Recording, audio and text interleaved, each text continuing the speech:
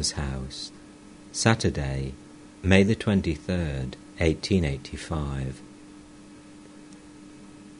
Sri Ramakrishna was sitting in the drawing-room on the ground floor of Ram's house. He was surrounded by devotees and was conversing with them. Mahima sat in front of him, M to his left. Paltu, Bhavanath, Nitya Gopal, Haramohan, and a few others sat around him. It was about 5 o'clock in the afternoon. The master inquired after several devotees. Master to M. Hasn't the younger Naran arrived yet? Presently the younger Naran entered the room. Master. What about him? M. Who, sir? Master. Kishori. Isn't Girish Ghosh coming? What about Narendra? A few minutes later, Narendra arrived and saluted Sri Ramakrishna. Master to the devotees. It would be fine if Kedar were here. He agrees with Girish. To Mahima, smiling. He says the same thing. Ram had arranged the kirtan. With folded hands the musician said to Sri Ramakrishna, Sir, I can begin if you give the order. The master drank some water and chewed spices from a small bag. He asked M to close the bag. The musician started the kirtan. As Sri Ramakrishna heard the sound of the drum, he went into an ecstatic mood.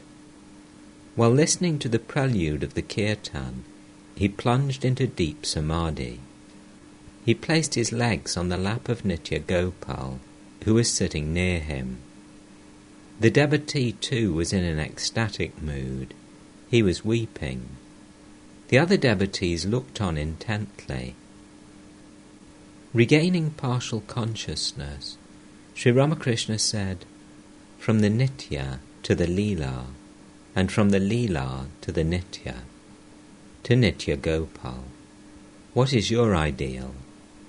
Nitya Gopal, both are good. Sri Ramakrishna closed his eyes and said, Is it only this? Does God exist only when the eyes are closed, and cease to exist when the eyes are opened? The Leela belongs to him to whom the Nitya belongs, and the Nitya belongs to him to whom the Leela belongs. To Mahima, My dear sir, let me tell you. Mahima, Revered sir, both are according to the will of God. Master, some people climb the 7 floors of a building and cannot get down, but some climb up and then at will visit the lower floors. Uddhava said to the gopis, He whom you address as your Krishna dwells in all beings.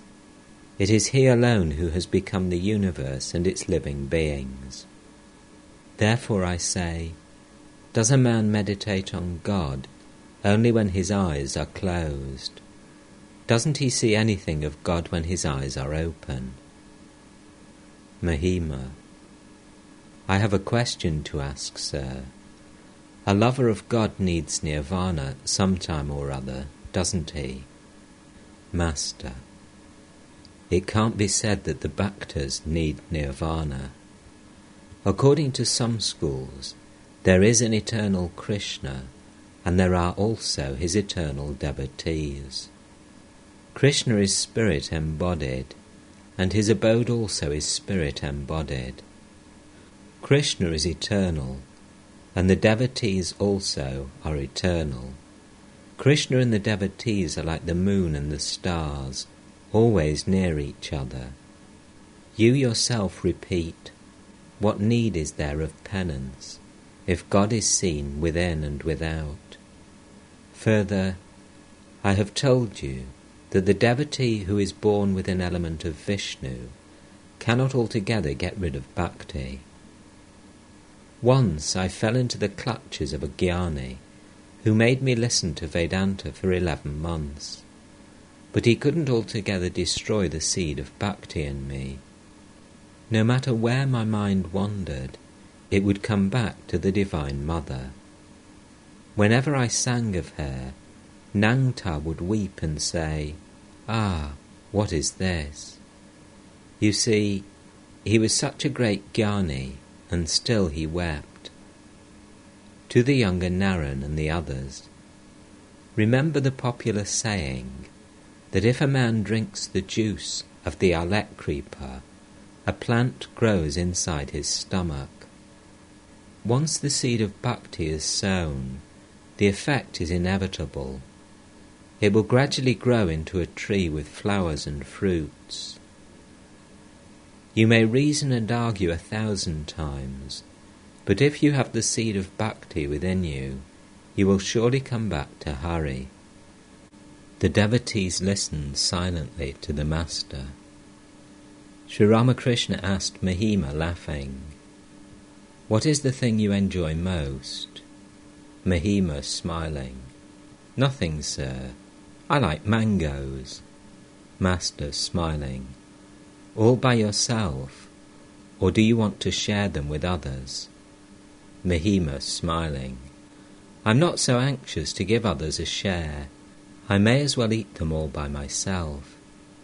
Master, "But do you know my attitude? I accept both, the Nitya and the Leela. Doesn't God exist if one looks around with eyes open?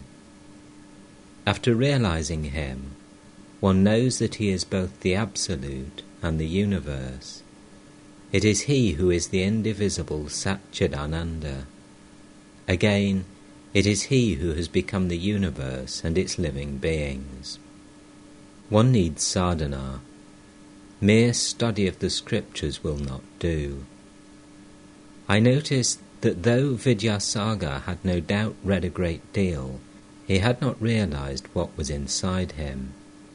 He was satisfied with helping boys get their education, but he had not tasted the bliss of God. What will mere study accomplish? How little one assimilates. The almanac may forecast 20 measures of rain, but you don't get a drop by squeezing its pages. Mahima, we have so many duties in the world. Where is the time for sadhana? Master, why should you say such a thing? It is you who describe the world as illusory, like a dream. Rama and Lakshmana wanted to go to Ceylon, but the ocean was before them. Lakshmana was angry. Taking his bow and arrow, he said, "I shall kill Varuna. This ocean prevents our going to Ceylon." Rama explained the matter to him, saying, "Lakshmana, all that you are seeing is unreal, like a dream. The ocean is unreal. Your anger is also unreal. It is equally unreal to think of destroying one unreal thing by means of another." Mahima Charan kept quiet. He had many duties in the world. He had lately started a school to help others. Master to Mahima, Sambhu once said to me, "I have some money. It is my desire to spend it for good works, for schools and dispensaries, roads and so forth." I said to him, "It will be good if you can do these works in a selfless spirit, but it is extremely difficult to perform unselfish action. Desire for fruit comes from nobody knows where. Let me ask you something. Suppose God appears before you. Will you pray to Him then for such things as schools and dispensaries and hospitals?"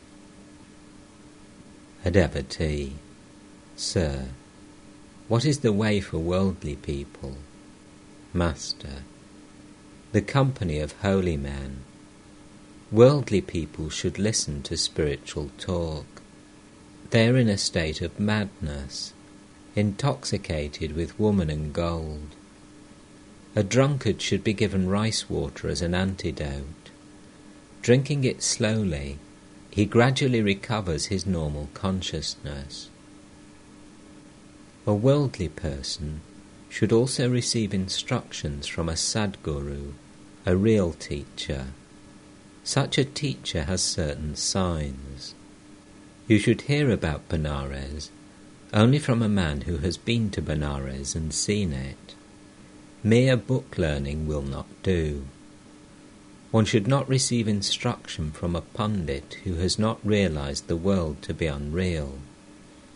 Only if a pundit has discrimination and renunciation is he entitled to instruct. Some Adhyayi remarked that God was dry. Think of his speaking like that of him who is the embodiment of sweetness. It sounds like the remark, "My uncle's cowshed is full of horses." All laugh. Yes, a worldly person is in a state of intoxication. He always says to himself, "It is I who am doing everything. All these, the house and family, are mine." Baring his teeth, he says, "What will happen to my wife and children without me? How will they get along? Who will look after my wife and children?" Rakal said one day, "What will happen to my wife?" Hara Mohan: "Did Rakal say that?" Master: "What else could he do? He who has knowledge has ignorance also." How amazing, Lakshmana said to Rama. Even a sage like Vashishtha is stricken with grief because of the death of his sons. "Brother," replied Rama, "he who has knowledge has ignorance also. Therefore, go beyond both knowledge and ignorance. Suppose a thorn has pierced a man's foot. He picks up another thorn to pull out the first one. After extracting the first thorn with the help of the second, he throws both away. One should use the thorn of knowledge to pull out the thorn of ignorance. Then one throws away both thorns, knowledge and ignorance, and attains vijnana. What is vijnana? It is to know God distinctly by realizing his existence through an intuitive experience, and to speak to him intimately. That is why Sri Krishna said to Arjuna, "Go beyond the three gunas." In order to attain vijnana, one has to accept the help of Vidya Maya.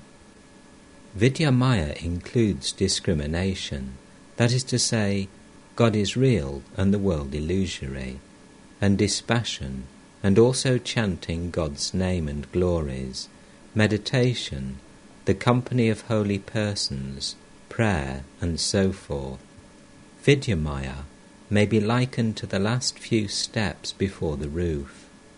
Next is the roof, the realization of God.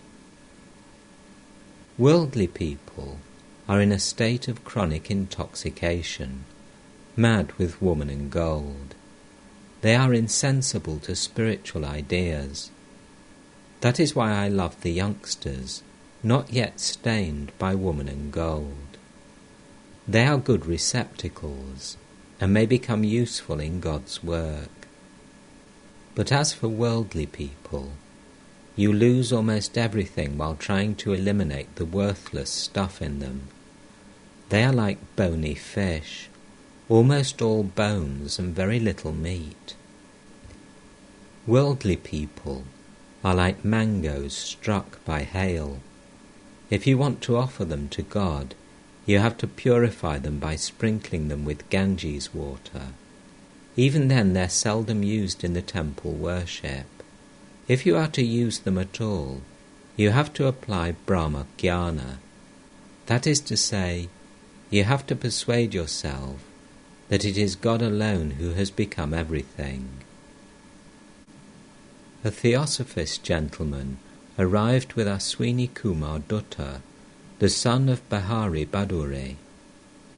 The Mukherjee brothers entered the room and saluted Sri Ramakrishna. Arrangements were being made for devotional music in the courtyard. At the first beat of the drum, the master left the room and went there. The devotees followed him. Bhavanath introduced Aswini to the master. The master introduced him to M. Aswini and M were talking together when Narendra arrived. Sri Ramakrishna said to Aswini, "This is Narendra." Saturday, June the 13th, 1885. About 3 o'clock in the afternoon, Sri Ramakrishna was resting in his room after the midday meal. A pundit was sitting on a mat on the floor. Near the north door of the room stood a Brahmin woman who had recently lost her only daughter and was stricken with grief. Kishori too was in the room. M arrived and saluted the master. He was accompanied by Dwija and a few other devotees. Sri Ramakrishna was not well. He had been suffering from an inflamed throat. These were the hot days of summer. M was not keeping well either, and of late had not been able to visit Sri Ramakrishna frequently. Master to M. "How are you? It is nice to see you. The bell fruit you sent me was very good." M. "I am slightly better now, sir." Master. "It is very hot. Take a little ice now and then." "I have been feeling the heat very much myself, so I ate a great deal of ice cream. That is why I have this sore throat. The saliva smells very bad. I have said to the Divine Mother, 'Mother, make me well.' I shall not eat ice cream any more." Next I said to her that I wouldn't eat ice either. Since I have given my word to the Mother, I shall certainly not eat these things. But sometimes I become forgetful. Once I said that I wouldn't eat fish on Sundays, but one Sunday I forgot and ate fish. But I cannot consciously go back on my word. The other day I asked a devotee to bring my water jug to the pine grove. As he had to go elsewhere, another man brought the jug, but I couldn't use that water. I was helpless. I waited there until the first man brought water for me. When I renounced everything with an offering of flowers at the lotus feet of the Mother, I said, "Here, Mother, take thy holiness, take thy unholiness. Here, Mother, take thy dharma, take thy adharma. Here, Mother, take thy sin, take thy virtue. Here, Mother, take thy good, take thy evil, and give me only pure bhakti." But I could not say, "Here, Mother, take thy truth, take thy falsehood." A devotee had brought some ice. Again and again the master asked M, "Shall I eat it?" M said humbly, "Please don't eat it without consulting the Mother." Sri Ramakrishna could not take the ice. Master. It is the Bhakta and not the Jnani who discriminates between holiness and unholiness. Vijay's mother-in-law said to me, "How little I have achieved of my spiritual ideal. I cannot take food from everybody." I said to her, "Is eating everybody's food a sign of a Jnani? A dog eats anything and everything. Does that make it a Jnani?" To M. Why do I eat a variety of dishes? In order not to become monotonous. Otherwise I should have to renounce the devotees. I said to Keshab, "If I instruct you from a still higher standpoint, then you won't be able to preserve your organization. In the state of jnana, organizations and things like that become unreal, like a dream. One time I gave up fish. At first I suffered from it. Afterwards it didn't bother me much. If someone burns up a bird's nest, the bird flies about. It takes shelter in the sky. If a man truly realizes that the body and the world are unreal, then his soul attains samadhi. Formerly I had the state of mind of a jnani. I couldn't enjoy the company of men. I would hear that a jnani or a bhakta lived at a certain place. Then a few days later I would learn that he was dead. Everything seemed to me impermanent, so I couldn't enjoy people's company. Later the mother brought my mind down to a lower plane.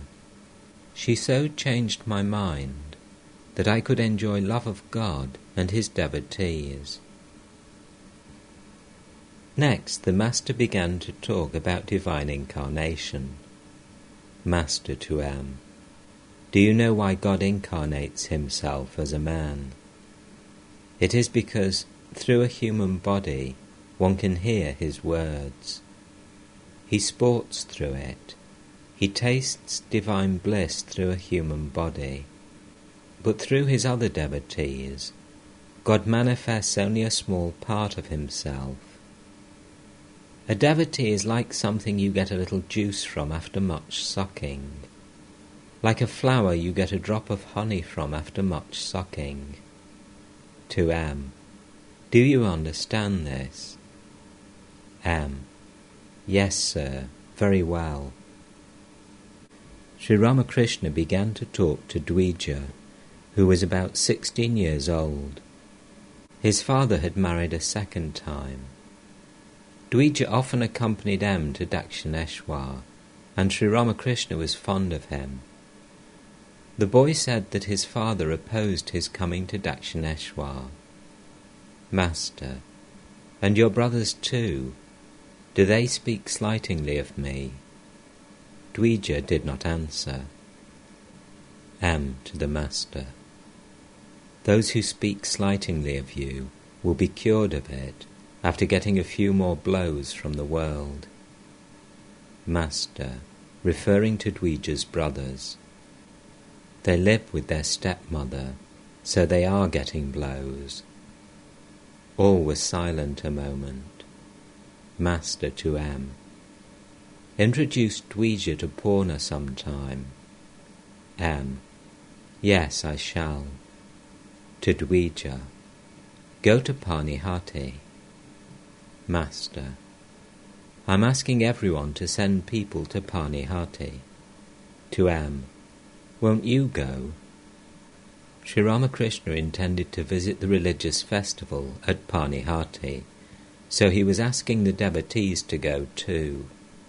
M. Yes, sir, I want to go. Master. We shall engage a big boat, then it won't toss about. Will Girish Ghosh be there? Sri Ramakrishna looked steadily at Dvija. Master.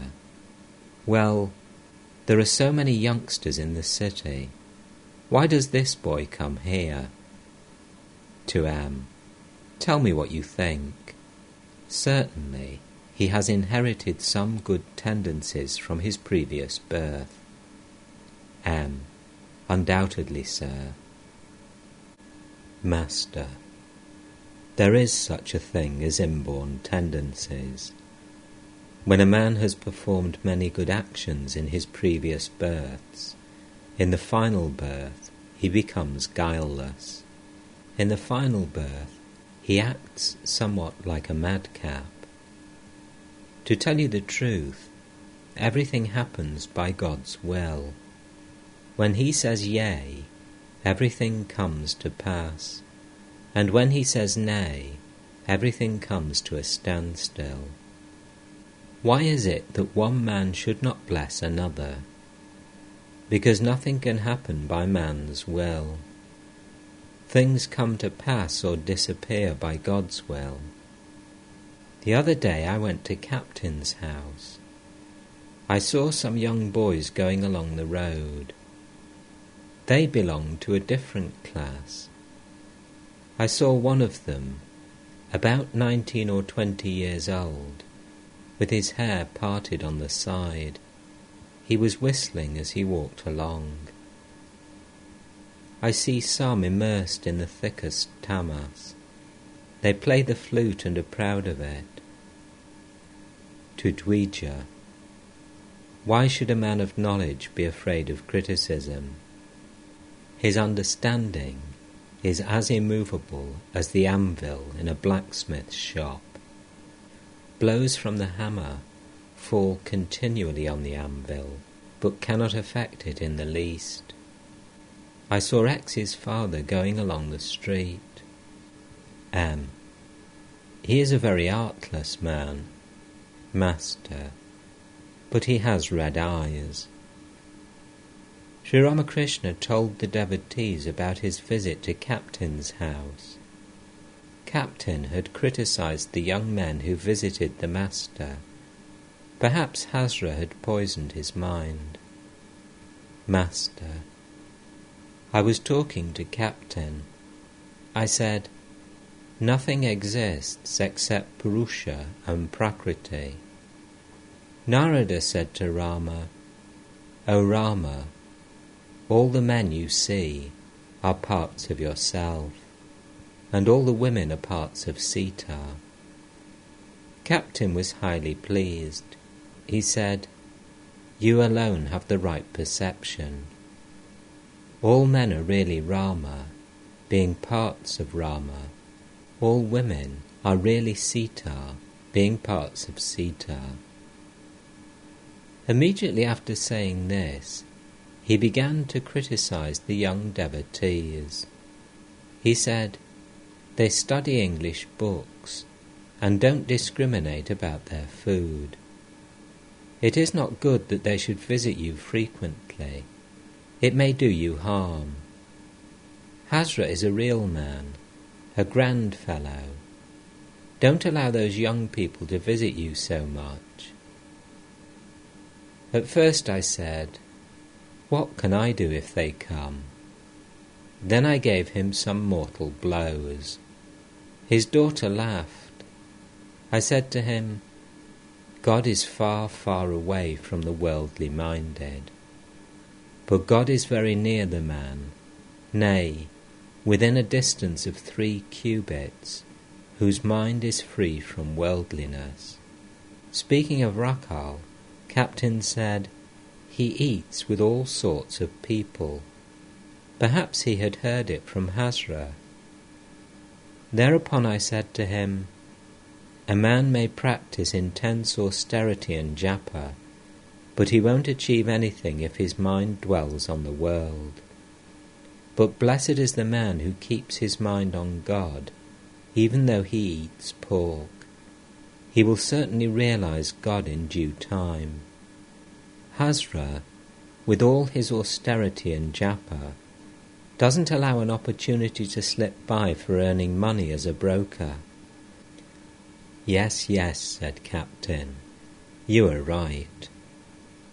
I said to him further, a few minutes ago, you said that all men were parts of Rama, and all women parts of Sita, and now you are talking like this.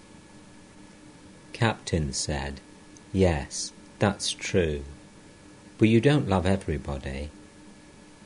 I said, according to the scriptures, water is God. We see water everywhere, but some water we drink, some we bathe in, and some we use for washing dirty things. Here sit your wife and daughter. I see them as embodiments of the blissful mother.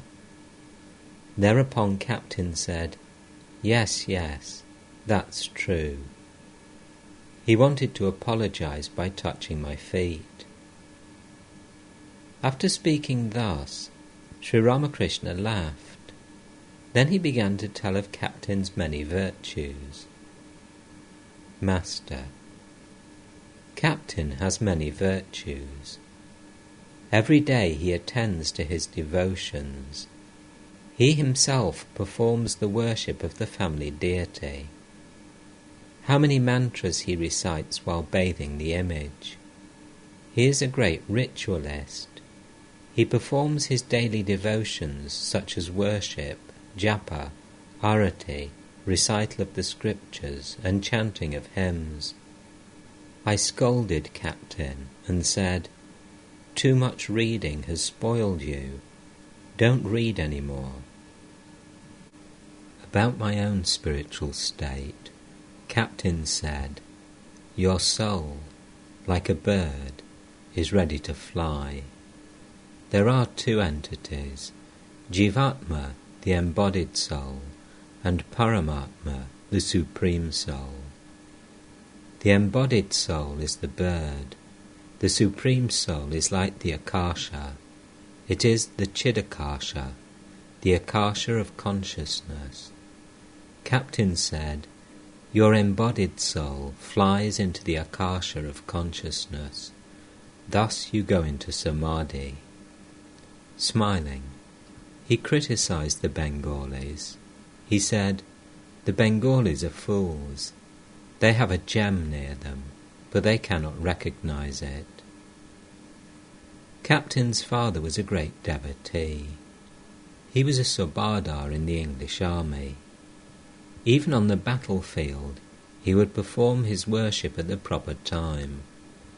With one hand he would worship Shiva, and with the other he would wield his gun and sword. To M. But Captain is engaged in worldly duties day and night. Whenever I go to his house, I see him surrounded by his wife and children. Besides, his men bring him their account books now and then. But at times his mind dwells on God also. It is like the case of a typhoid patient who is always in a delirium. Now and then he gets a flash of consciousness and cries out, "I want a drink of water, I want a drink of water." But while you're giving him the water, he becomes unconscious again and is not aware of anything. I said to Captain, "You are a ritualist." He said, "Yes, I feel very happy while performing worship and things like that. Worldly people have no other way." I said to him, "But must one perform formal worship forever? How long does a bee buzz about? As long as it hasn't lighted on a flower. While sipping the honey it doesn't buzz." "But," he said, "can we, like you, give up worship and other rituals?" Yet he doesn't always say the same thing. Sometimes he says that all this is inert, sometimes that all this is consciousness. I say, "What do you mean by inert?" Everything is Chaitanya, consciousness. Sri Ramakrishna asked M about Purna. "Master, if I see Purna once more, then my longing for him will diminish. How intelligent he is! His mind is much drawn to me. He says, 'I too feel a strange sensation in my heart for you.'" To M. "They have taken him away from your school. Will that harm you?" M. "If Vidyasagar tells me that Purna's relatives have taken him away from school on my account, I have an explanation to give him." Master, what will you say? M. I shall say that one thinks of God in holy company. That is by no means bad. Further, I shall tell him that the textbooks prescribed by the school authorities say that one should love God with all one's soul. The Master laughs. Master, at Captain's house I sent for the younger Naren. I said to him, "Where is your house? I want to see it." "Please do come," he said. But he became nervous as we were going there, lest his father should know about it. All laugh. To a visitor. "You haven't been here for a long time, about 7 or 8 months. Visitor. "About a year, sir." Master. "Another gentleman used to come with you." Visitor. "Yes, sir, Nilmani Babu." Master. "Why doesn't he come any more? Ask him to come sometime. I want to see him." "Who is this boy with you?" Visitor. "He comes from Assam." Master. "Where is Assam? In which direction?" Dweja spoke to the master about Ashu. Ashu's father was arranging for his marriage, but Ashu had no wish to marry. Master. "See, he doesn't want to marry. They are forcing him." Sri Ramakrishna said to a devotee that he should show respect to his elder brother. He said, "The elder brother is like one's father. Respect him." A pundit was sitting with the devotees. He came from Upper India. Master smiling to M. The pundit is a great student of the Bhagavata. M and the devotees looked at the pundit. Master to the pundit. "Well, sir, what is Yoga Maya?" The pundit gave some sort of explanation. Master. "Why, isn't Radhika called Yoga Maya?" The pundit also answered this question after a fashion. Master. Radhika is full of unmixed sattva, the embodiment of prema. Yoga Maya contains all the 3 gunas, sattva, rajas and tamas. But Radhika has nothing but pure sattva. To M. Narendra now respects Radhika very much. He says that if anyone wants to know how to love Satchidananda, he can learn it from her. Satchidananda wanted to taste divine bliss for itself. That is why it created Radhika. She was created from the person of Satchidananda Krishna. Satchidananda Krishna is the container, and he himself, in the form of Radhika, is the contained. He manifested himself in that way in order to taste his own bliss. That is to say, in order to experience divine bliss by loving Satchidananda. Therefore it is written in the Vaishnava books that after her birth, Radhika did not open her eyes. The idea is that she did not wish to see any human being. Yashoda came with Krishna in her arms to see Radhika. Only then did she open her eyes to behold Krishna. In a playful mood, Krishna touched her eyes. To the Assamese boy, "Haven't you seen this? Small children touch others' eyes with their hands." The pundit was about to take leave of Sri Ramakrishna. Pundit, "I must go home." Master tenderly, "Have you earned anything?" Pundit, "The market is very dull. I've earned nothing." A few minutes later he saluted the master and departed. Master to M. "You see how great the difference is between worldly people and the youngsters. This pundit has been worrying about money day and night. He has come to Calcutta to earn money. Otherwise his people at home will have nothing to eat. So he has to knock at different doors. When will he concentrate his mind on God? But the youngsters are untouched by woman and gold. Hence they can direct their mind to God whenever they desire. The youngsters do not enjoy worldly people's company. Rakal used to say, "I feel nervous at the sight of the worldly minded." When I was first beginning to have spiritual experiences, I used to shut the doors of my room when I saw worldly people coming. As a boy at Kamarpukur, I loved Ram Malik dearly, but afterwards, when he came here, I couldn't even touch him. Ram Malik and I were great friends during our boyhood. We were together day and night. We slept together. At that time I was 16 or 17 years old. People used to say, if one of them were a woman, they would marry each other. Both of us used to play at his house. I remember those days very well. His relatives used to come riding in palanquins. Now he has a shop at Charnak.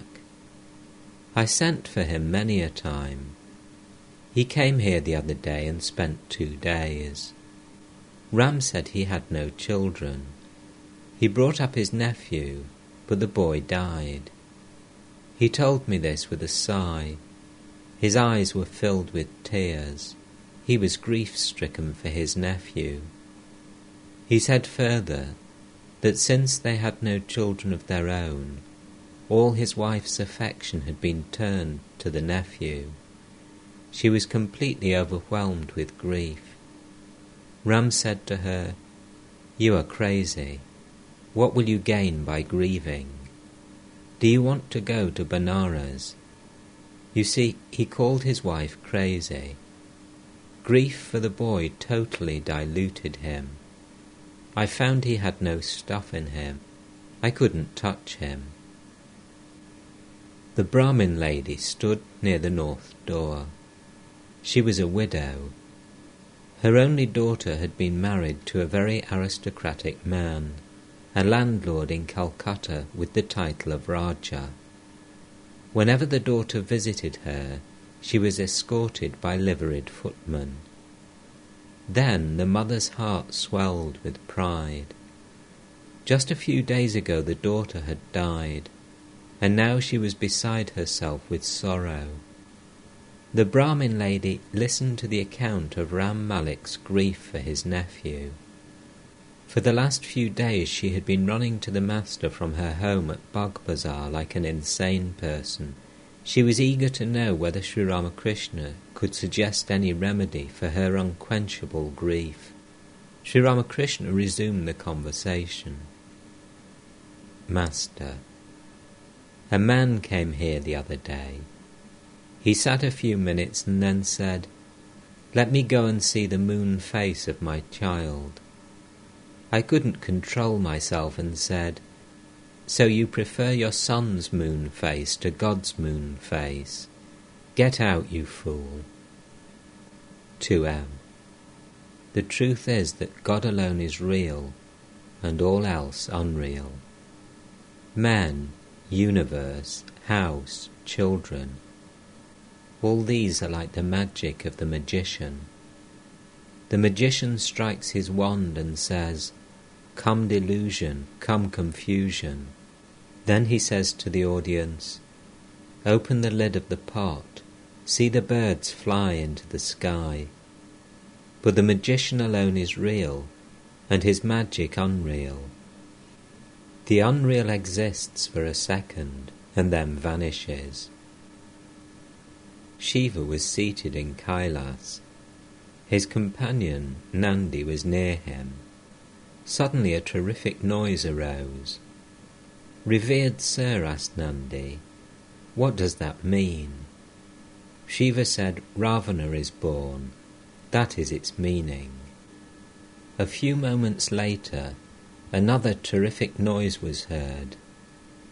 'Now what is this noise?' Nandi asked. Shiva said with a smile, 'Now Ravana is dead.' Birth and death are like magic.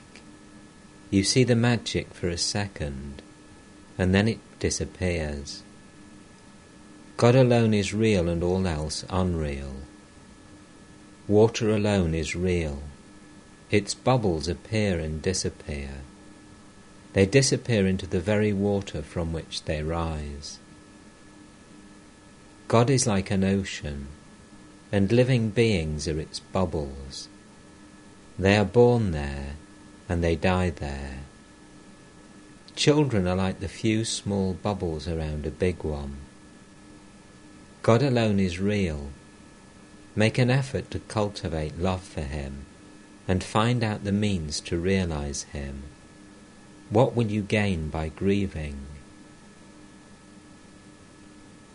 All sat in silence. The Brahmin lady said, "May I go home now?"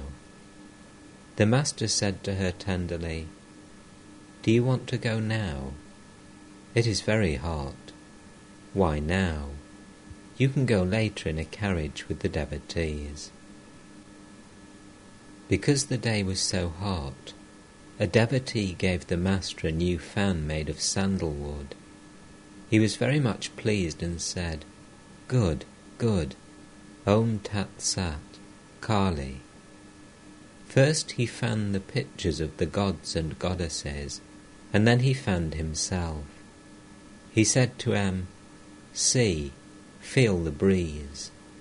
M was highly pleased. Captain arrived with his children. Sri Ramakrishna said to Kishori, "Please show the temples to the children." He began to talk to Captain. M, Dwija and the other devotees were sitting on the floor. Sri Ramakrishna was sitting on the small couch facing the north. He asked Captain to sit in front of him on the same couch. "Master, I was telling the devotees about you, your devotion, worship, and arati." Captain bashfully, "What do I know of worship and arati? How insignificant I am." Master, only the ego that is attached to woman and gold is harmful, but the ego that feels it is the servant of God does no harm to anybody. Neither does the ego of a child, which is not under the control of any guna. One moment children quarrel, and the next they're on friendly terms.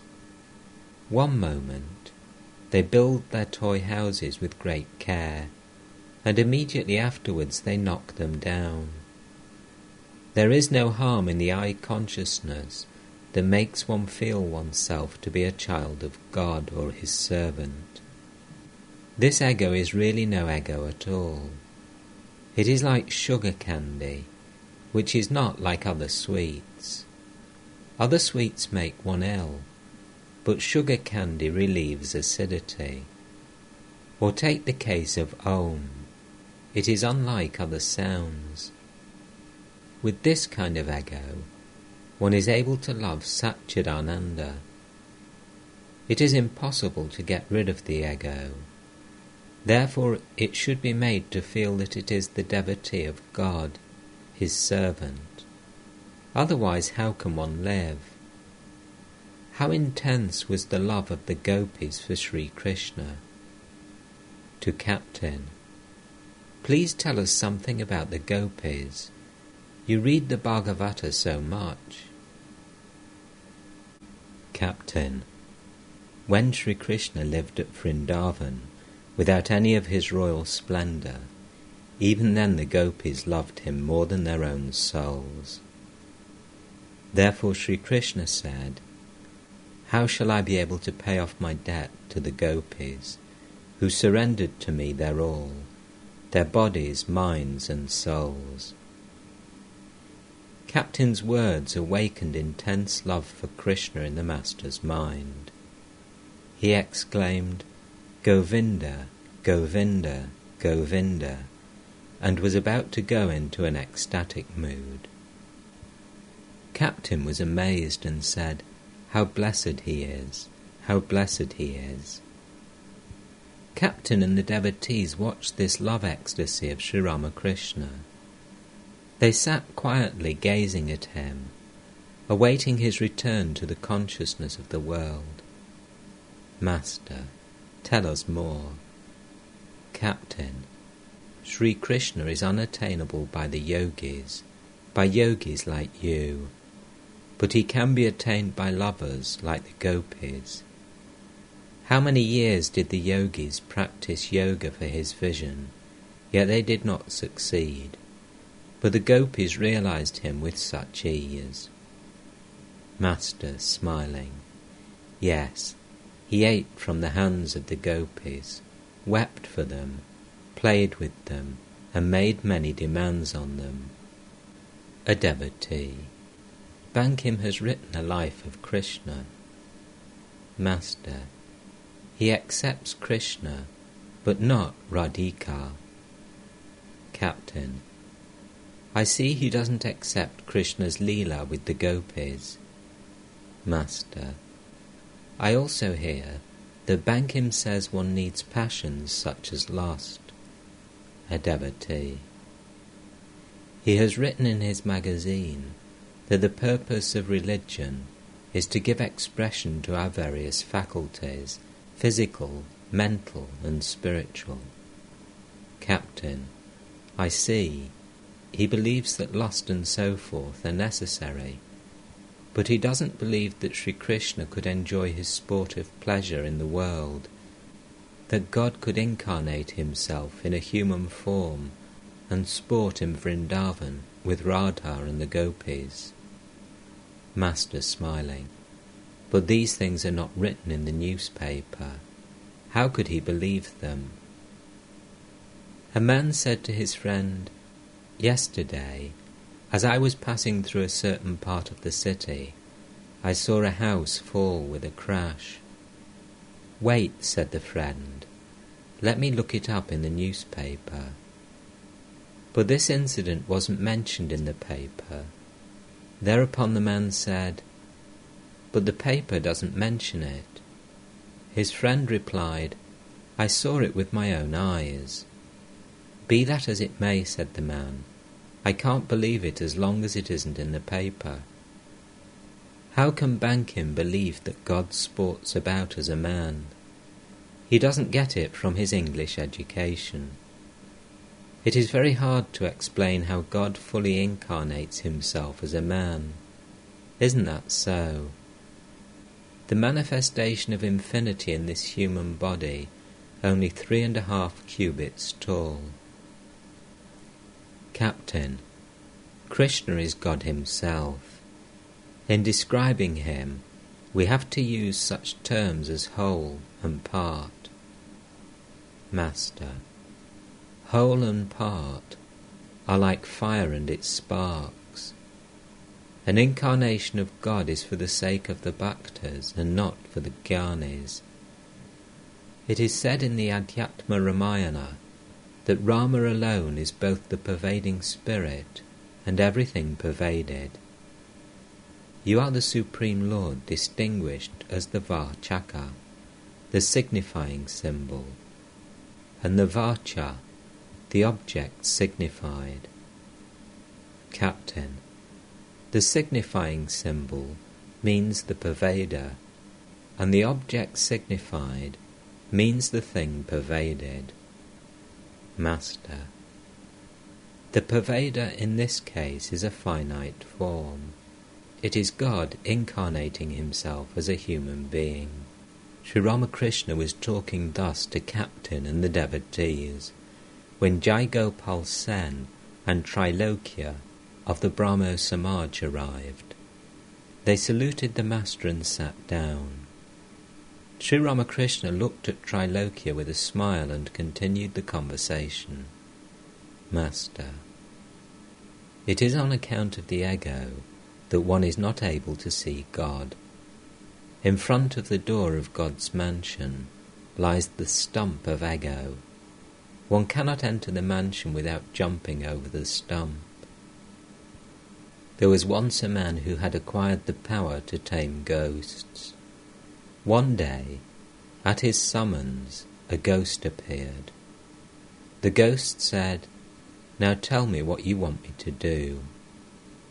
The moment you cannot give me any work, I shall break your neck. The man had many things to accomplish, and he had the ghost do them all, one by one. At last he could find nothing more for the ghost to do.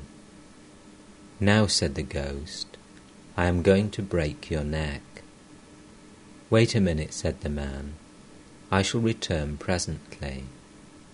He ran to his teacher and said, "Revered sir, I'm in great danger. This is my trouble." And he told his teacher his trouble and asked, "What shall I do now?" The teacher said, "Do this. Tell the ghost to straighten this kinky hair." The ghost devoted itself day and night to straightening the hair. But how could it make a kinky hair straight? The hair remained kinky. Likewise, the ego seems to vanish this moment, but it reappears the next. Unless one renounces the ego, one does not receive the grace of God. Suppose there is a feast in a house, and the master of the house puts a man in charge of the stores. As long as the man remains in the storeroom, the master doesn't go there. But when of his own will he renounces the storeroom and goes away, then the master locks it and takes charge of it himself. A guardian is appointed only for a minor. A boy cannot safeguard his property. Therefore the king assumes responsibility for him. God does not take over our responsibilities unless we renounce our ego. Once Lakshmi and Narayana were seated at Vaikuntha, when Narayana suddenly stood up. Lakshmi had been stroking his feet. She said, "Lord, where are you going?" Narayana answered, "One of my devotees is in great danger. I must save him." With these words he went out, but he came back immediately. Lakshmi said, "Lord, why have you returned so soon?" Narayana smiled and said, "The devotee was going along the road, overwhelmed with love for me. Some washermen were drying clothes on the grass, and the devotee walked over the clothes. At this the washermen chased him, and were going to beat him with their sticks, so I ran out to protect him." "But why have you come back?" asked Lakshmi. Narayana laughed and said, "I saw the devotee himself picking up a brick to throw at them. All laugh, so I came back. I said to Keshab, 'You must renounce your ego.' Keshab replied, 'If I do, how can I keep my organization together?' I said to him, 'How slow you are to understand. I'm not asking you to renounce the ripe ego, the ego that makes a man feel he is the servant of God or his devotee. Give up the unripe ego, the ego that creates attachment to woman and gold. The ego that makes a man feel he is God's servant, his child, is the ripe ego. It doesn't harm one.'" Trilokya. It is very difficult to get rid of the ego. People only think they're free from it. Master. Gauri would not refer to himself as I, lest he should feel egotistic. He would say this instead. I followed this example and would refer to myself as this instead of I. Instead of saying, "I have eaten," I would say, "This has eaten." Mathur noticed it and said one day, "What is this, revered father? Why should you talk that way? Let them talk that way. They have their egotism. You are free from it. You don't have to talk like them." I said to Keshab, "Since the ego cannot be given up, let it remain as the servant of God." Prahlada had two moods. Sometimes he would feel that he was God. In that mood he would say, "Thou art verily I, and I am verily thou." But when he was conscious of his ego, he felt that God was the master and he was his servant. After a man is firmly established in the ideal of I am he can live as God's servant. He may then think of himself as the servant of God. To Captain, when a man attains the knowledge of Brahman, he shows certain characteristics. The Bhagavata describes 4 of them: the state of a child, of an inert thing, of a madman, and of a ghoul. Sometimes the knower of Brahman acts like a 5-year-old child. Sometimes he acts like a madman. Sometimes he remains like an inert thing. In this state, he cannot work. He renounces all action. You may say that jnanis like Janaka were active. The truth is that people in olden times gave responsibility to their subordinate officers and thus freed themselves from worry. Further, at that time, men possessed intense faith. Sri Ramakrishna began to speak about the renunciation of action, that those who felt they must do their duties should do them in a detached spirit.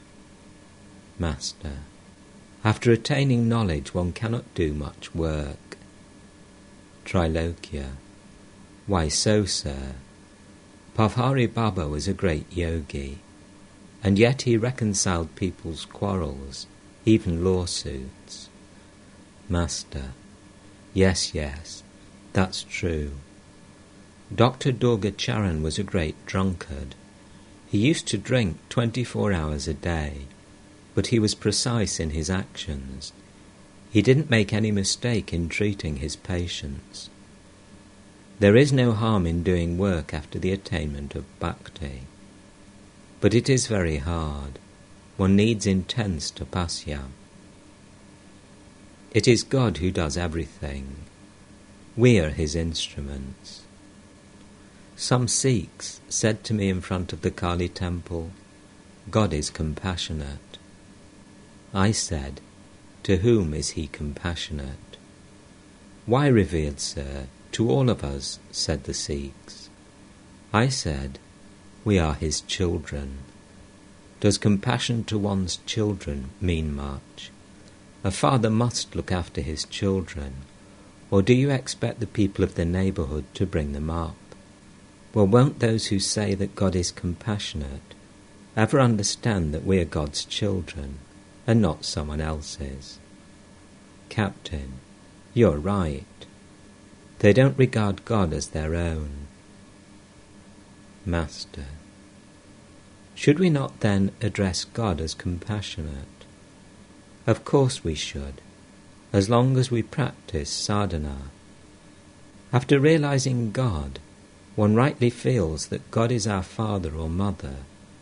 As long as we have not realized God, we feel that we are far away from him, children of someone else. During the stage of sadhana, one should describe God by all his attributes.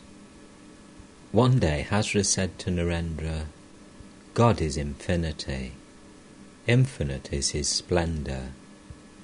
Do you think he will accept your offerings of sweets and bananas or listen to your music?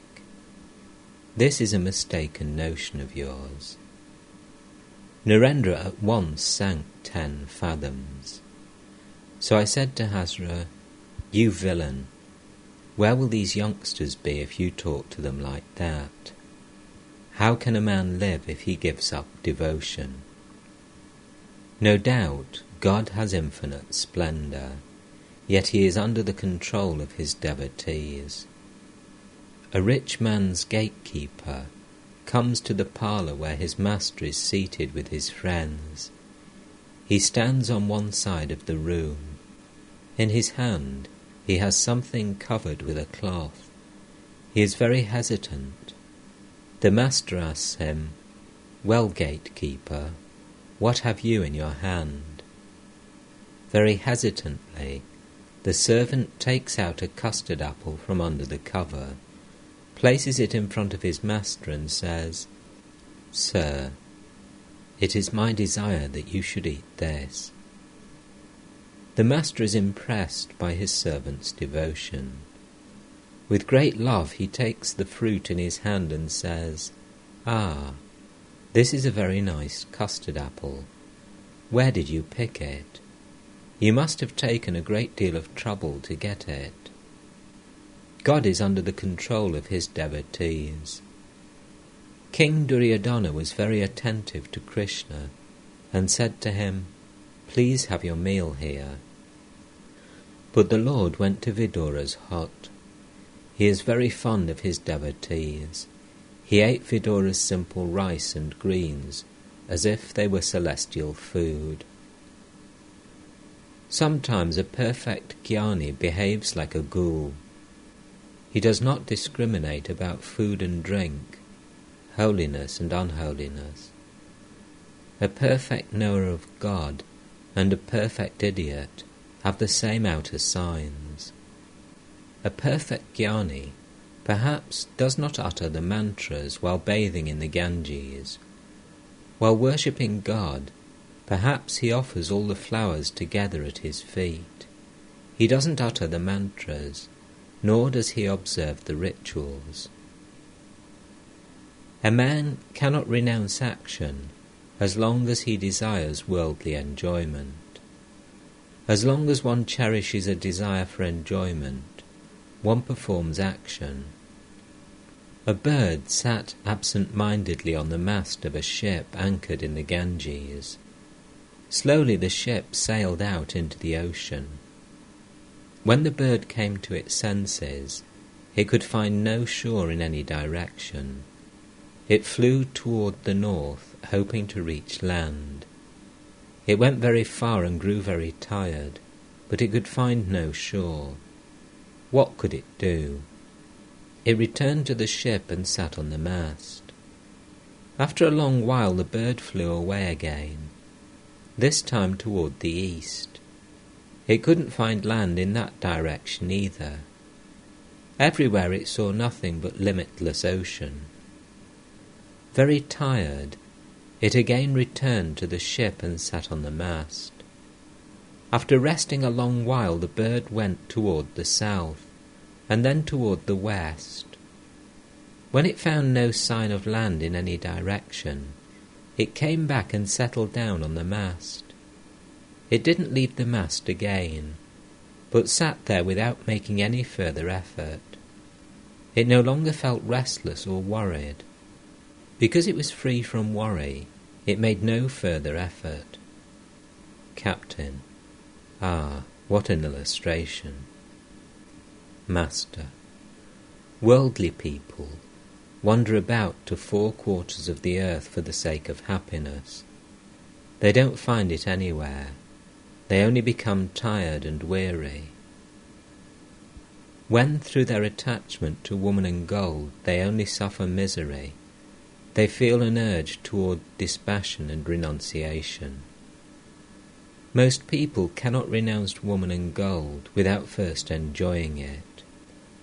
There are 2 sorts of people: those who stay in one place, and those who go about to many places.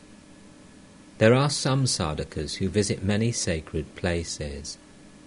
They cannot settle down in one spot. They must drink the water of many holy places. Thus roaming about, they satisfy their unfulfilled desires, and at last they build a hut in one place and settle down there. Then, free from worry and effort, they meditate on God. But what is there to enjoy in the world? Woman and gold. That is only a momentary pleasure. One moment it exists, and the next moment it disappears. The world is like an overcast sky that steadily pours down rain. The face of the sun is seldom seen. There is mostly suffering in the world. On account of the cloud of woman and gold, one cannot see the sun. Some people ask me, "Sir, why has God created such a world? Is there no way out for us? I say to them, why shouldn't there be a way out? Take shelter with God and pray to him with a yearning heart for a favourable wind, that you may have things in your favour. If you call on him with yearning, he will certainly listen to you. A man had a son who was on the point of death. In a frenzy he asked remedies of different people. One of them said, "Here is a remedy. First, it must rain when the star Sphati is in the ascendant. Then some of the rain must fall into a skull. Then a frog must come there to drink the water, and a snake must chase it. And when the snake is about to bite the frog must hop away and the poison must fall into the skull. You should give the patient a little of the poison and rainwater from the skull." The father set out eagerly to find the medicine when the star Sphati was in the sky. It started raining. Fervently he said to God, "O Lord, please get a skull for me." Searching here and there, he at last found a skull with rainwater in it. Again he prayed to God, saying, "O Lord, I beseech thee, please help me find the frog and the snake." Since he had great longing, he got the frog and the snake also. In the twinkling of an eye, he saw a snake chasing the frog, and as it was about to bite the frog, its poison fell into the skull. If one takes shelter with God and prays to him with great longing, God will surely listen. He will certainly make everything favourable. Captain: What an apt illustration. Master: Yes, God makes everything favourable. Perhaps the aspirant doesn't marry. Thus he is able to devote his whole attention to God. Or perhaps his brothers earn the family's livelihood. Or perhaps a son takes on the responsibilities of the family. Then the aspirant will not have to bother about the world. He can give 100% of his mind to God. But one cannot succeed unless one renounces woman and gold. Only by renunciation is ignorance destroyed. The sun's rays, falling on a lens, burn many objects. But if a room is dark inside, you cannot get that result. You must come out of the room to use the lens. But some people live in the world even after attaining jnana. They see both what is inside and what is outside the room. The light of God illumines the world. Therefore, with that light they can discriminate between good and bad, permanent and impermanent. The ignorant, who lead a worldly life without knowing God, are like people living in a house with mud walls. With the help of a dim light, they can see the inside of the house, but nothing more. But those who live in the world after having attained knowledge and realized God are like people living in a glass house. They see the inside of the room and also all that is outside. The light from the sun of knowledge enters strongly into the room. They perceive everything inside the room very clearly. They know what is good and what is bad, what is permanent and what is impermanent. God alone is the doer, and we are all his instruments. Therefore, it is impossible even for a jnani to be egotistic.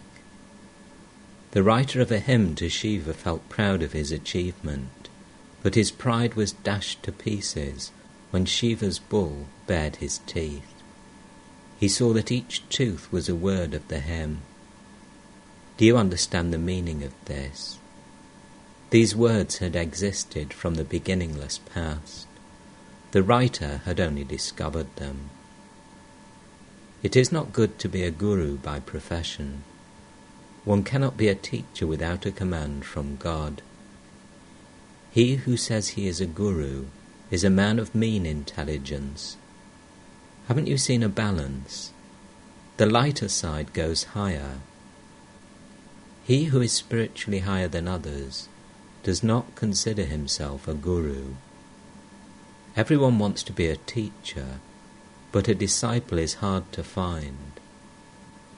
Trilokya was seated on the floor to the north of the small couch. He was going to sing.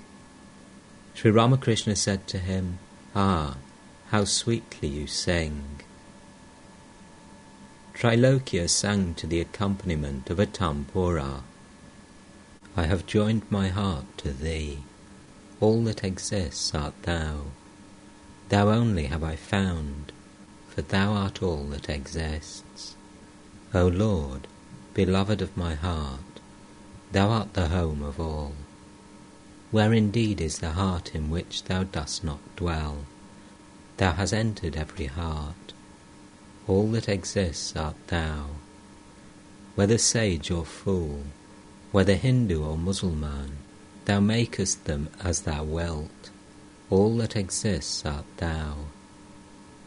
Thy presence is everywhere, whether in heaven or in Kaaba. Before thee all must bow, for thou art all that exists. From earth below to the highest heaven, from heaven to deepest earth, I see thee wherever I look. All that exists art thou. Pondering I have understood. I have seen it beyond a doubt. I find not a single thing that may be compared to thee. To Jafar it has been revealed that thou art all that exists." He sang again, "Thou art my all in all, O Lord, the life of my life, the essence of essence. In the three worlds I have none else but thee to call my own. Thou art my peace, my joy, my hope. Thou my support, my wealth, my glory. Thou art my wisdom and my strength. Thou art my home, my place of rest, my dearest friend, my next of kin, my present and my future thou, my heaven and my salvation. Thou art my scriptures, my commandments. Thou art my ever-gracious Guru. Thou the spring of my boundless bliss. Thou art the way and thou the goal. Thou the adorable one, O Lord. Thou art the mother tender-hearted. Thou the chastising Father. Thou the Creator and Protector. Thou the helmsman, who dost steer my craft across the sea of life." While Sri Ramakrishna listened to the songs, he was overwhelmed with emotion. Again and again he said, "Ah, thou art all. Ah me, ah me." The music was over. It was 6 o'clock in the evening. Sri Ramakrishna went to the pine grove, M accompanying him. Sri Ramakrishna was laughing and talking. Suddenly he said to M, "Why haven't you eaten any refreshments? Why haven't the others eaten either?" He was eager for the devotees to take some refreshments. Sri Ramakrishna was to go to Calcutta in the evening. While returning from the pine grove, he said to M, "I don't know who will take me to Calcutta in his carriage." It was evening. A lamp was lighted in Sri Ramakrishna's room, and incense was burnt. Lamps were also lighted in the different temples and buildings. The orchestra was playing in the Nahabat. Soon the evening service would begin in the temples. Sri Ramakrishna sat on the small couch. After chanting the names of the different deities, he meditated on the Divine Mother. The evening service was over. Sri Ramakrishna paced the room, now and then talking to the devotees. He also consulted M about his going to Calcutta. Presently Narendra arrived. He was accompanied by Sharat and one or two other young devotees. They all saluted the Master. At the sight of Narendra, Sri Ramakrishna's love overflowed. He tenderly touched Narendra's chin, as one touches a baby's to show one's love. He said in a loving voice, "Ah, you have come." The Master was standing in his room, facing the Ganges. Narendra and his young friends were talking to him, facing the east. The Master turned toward them and said, "Narendra has come. How can I go to Calcutta now? I sent for Narendra. How can I go now? What do you think?" As you wish, sir. Let us put it off today." Master: "All right. We shall go tomorrow, either by boat or by carriage." To the other devotees: "It is late. Go home now." One by one the devotees saluted him and departed.